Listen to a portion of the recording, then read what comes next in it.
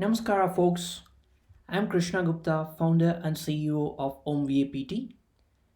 Today I'm going to present attackers methodologies on Apple Macintosh, macOS.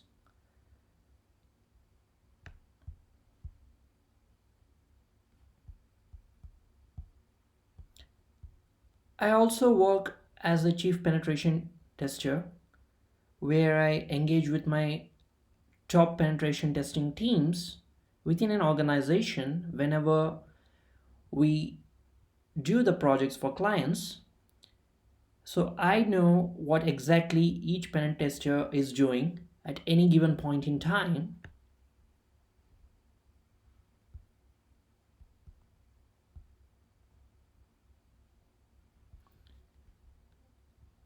So let's look at some of the attackers methodologies.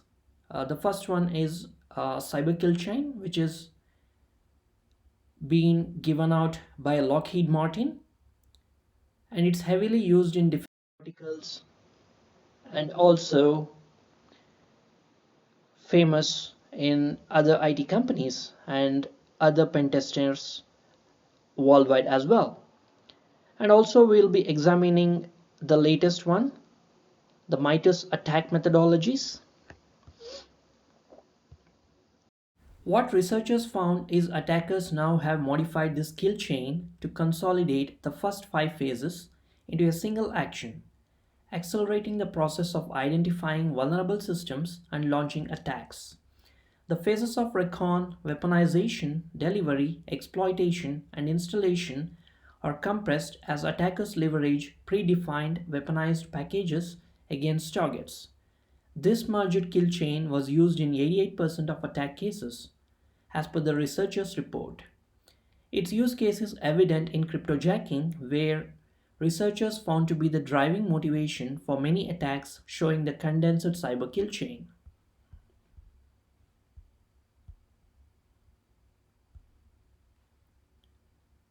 And this is how it looks like, the Lockheed Martin's cyber kill chain methodology.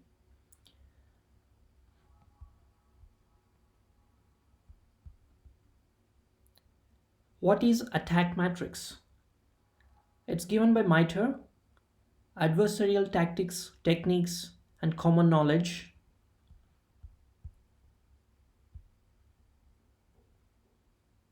So there are over 233 plus controls and over 12 different domains, 11 to 12 different domains as of today.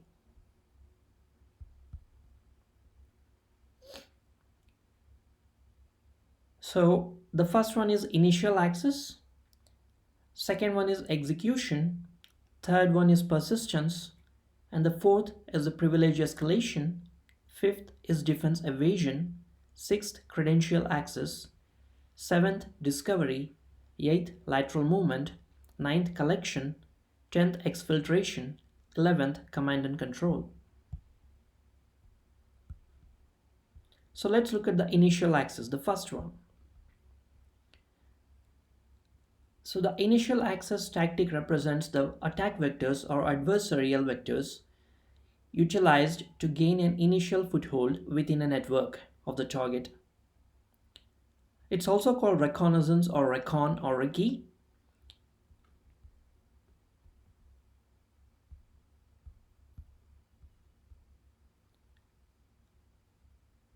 So the initial access tactic represents the vector adversaries used to gain an initial foothold within a network, like I mentioned in the earlier slide. So a simple command sw_vers and system_profiler running this already built-in commands on Mac will be able to fetch a complete details about which Mac operating system the target system is using.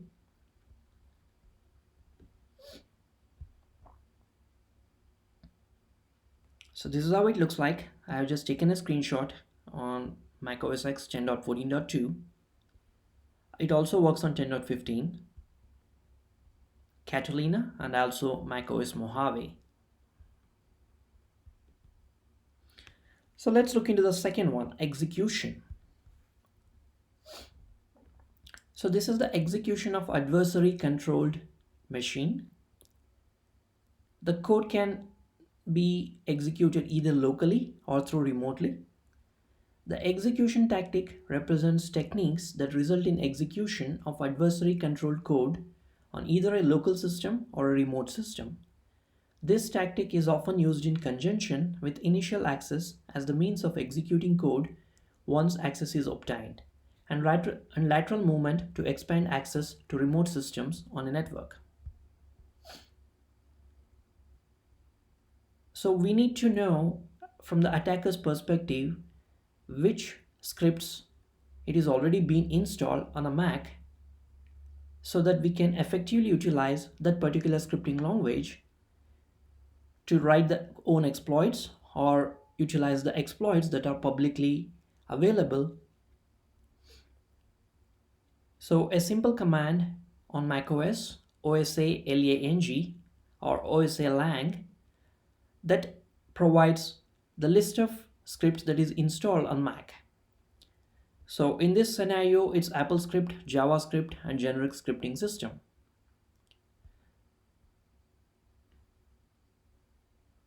So this will give a fair idea for the adversaries to weaponize these scripts to launch an attack. That's great. So let's move on to the persistence. So this is essential to maintain a continuous access once an adversary has gained an initial foothold in the network. Persistence is any access, action, or configuration change to a persistent system that gives an adversary a persistent presence on that system. Adversaries will often need to maintain access to systems through interruptions such as system restarts, loss of credentials, or other failures that would require a remote access tool to restart or alternate backdoor for them to regain access. So the best example will be to utilize the programs or the malicious scripts to hide behind the system services on macOS, or also utilize the rootkits.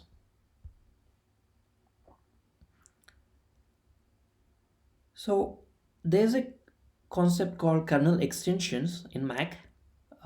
This can be displayed with a kext load. So remember, this only loads with the elevated privileges or the root privileges. So usually the root account is disabled in Mac. Although it is Unix built, the Mac has a separate rebuilt kernel of BSD Unix where they call it as a Mac kernel. So this displays all of the kext or kernel extensions that are available in the Mac OS. So in order to gain a full detailed information or display of the kernel extensions, a privilege escalation becomes vital. Privilege escalation is the result of actions that allows an adversary to obtain a higher level of permissions on a system or network. Certain tools or actions require a higher level of privilege to work and are likely necessary at many points throughout an operation.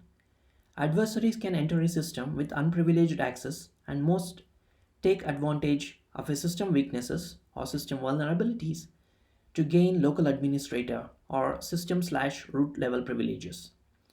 A user account with administrator-like access can also be utilized. User accounts with permissions to access specific systems or perform specific functions necessary for adversaries to achieve their objective may also be considered an escalation of privilege. So in this scenario, it's cd/system/library/launch daemons, and this provides a simple ls command listing of all the .p lists or property lists.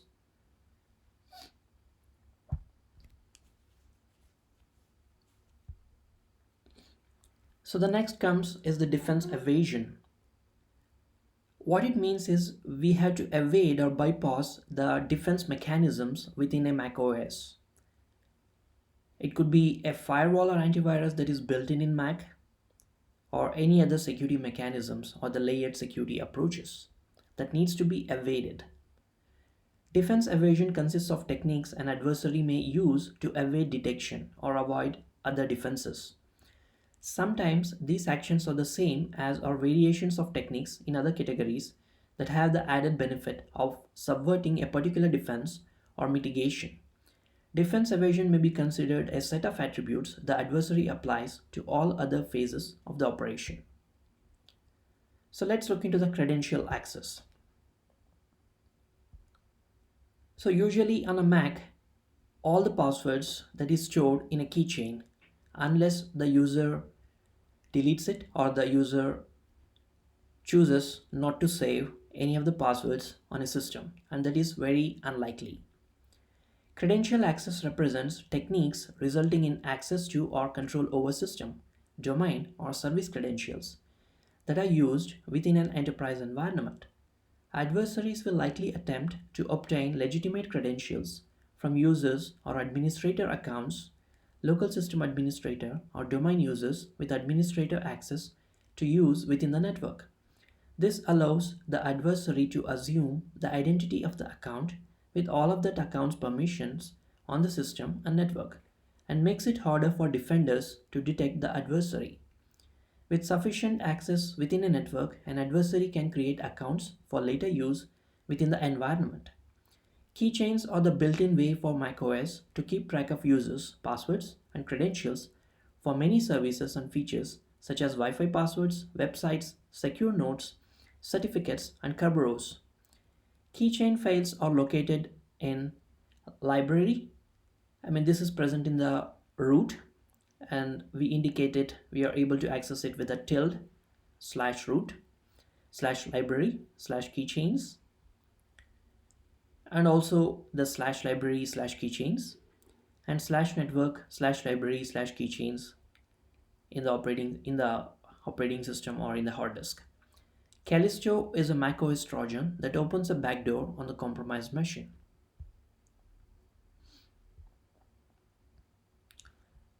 So if we perform vim or cat, we will not be able to read what is present on any of the keychains. Discovery. Discovery consists of techniques that allows the adversary to gain knowledge about the system and internal network. When adversaries gain access to a new system, they must orient themselves to what they now have control of and what benefits operating from that system give to their current objective or overall goals during the intrusion. The operating system provides many native tools that aid in the post-compromise information gathering phase. Account discovery on Mac using a simple command via terminal dscl space dot list slash users piping operator grep minus v exclamatory mark at the top arrow underscore dot star. So let's move on to the lateral movement. Lateral movement consists of techniques that enable an adversary to access and control remote systems on a network and could, but does not necessarily include execution of tools on remote systems. The lateral movement techniques could allow an adversary to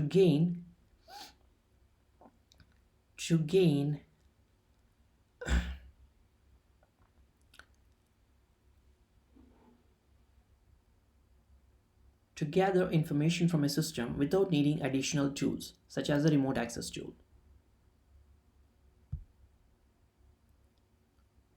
For instance, in macOS, the AI MAMI malware uses /user /bin /security @ trusted cert -d -r trust root -k /library /keychain /system.keychain /path /2 to malicious cert to install a malicious certificate as a trusted root certificate into the system keychain.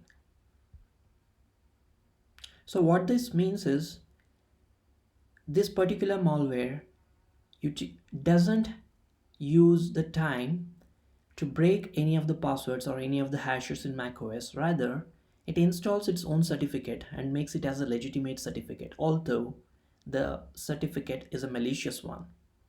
So this gains a complete access with a complete root privileges in a macOS environment. So let's dive into the next phase of the MITRE attack methodology of macOS, a collection. Collection consists of techniques used to identify and gather information such as sensitive files from a target network prior to exfiltration. This category also covers locations on a system or network where the adversary may look for information to exfiltrate. To simplify it, it's collect confidential documents, patents, or intellectual property rights.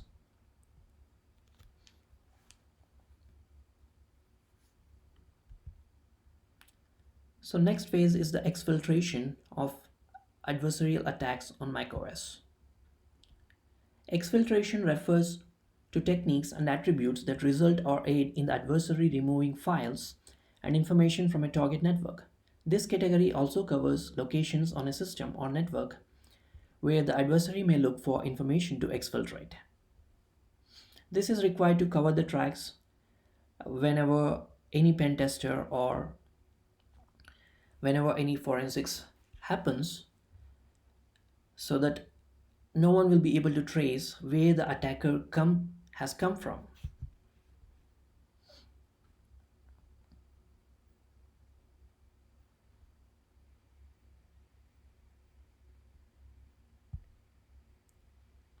Command and control, the next phase of adversarial attacks. The command and control tactic represents how adversaries communicate with systems under their control within a target network. There are many ways an adversary can establish command and control with various levels of covetousness, depending on system configuration and network topology. Due to the wide degree of variation available to the adversary at the network level, only the most common factors were utilized to describe the differences in command and control. There are still a great many specific techniques within the documented methods, largely due to how easy it is to define new protocols and use existing legitimate protocols and network services for communication. In simplified terms, we call it as a zombies to launch attacks at a later phase if that particular Mac or the compromised Mac needs to be utilized for performing or launching a DDoS attack, distributed denial of service attacks. For instance, APT-37 is a suspected North Korean cyber espionage group that has been active since at least 2012. The group has targeted victims primarily in South Korea but also in Japan, Vietnam, Russia, Nepal, China, India, Romania, Kuwait, and other parts of the Middle East. So this completes the basic phase of the adversarial attacks on macOS. So let's dive into other interesting topics. The dwell time. What is dwell time? The time from the point a threat successfully enters your environment to when the threat is completely remediated. Why it matters? Dwell time is a leading metric in measuring the proficiency of a given security strategy and its related processes, policies, and controls. For Chief Information Security Officers and Chief Information Officers, tying this number to business impact is mission critical. So adversaries requires a 5 days to accomplish their goals, whereas IT security folks requires 191 days to identify it. So how we are able to resolve this particular kind of problem? With a continuous and autonomous vulnerability assessment and also setting up autonomous security operations center. Autonomous vulnerability assessment solution with unified interface for the Internet of Things, servers, networks, and websites. It reduces 60% of the security experts' intervention when we compare it with the traditional vulnerability assessment softwares. Autonomous Security Operations Center utilizes to mitigate the risks we remediate in a matter of 1 day when compared to the industry's average of 191 plus days or more than 6 months.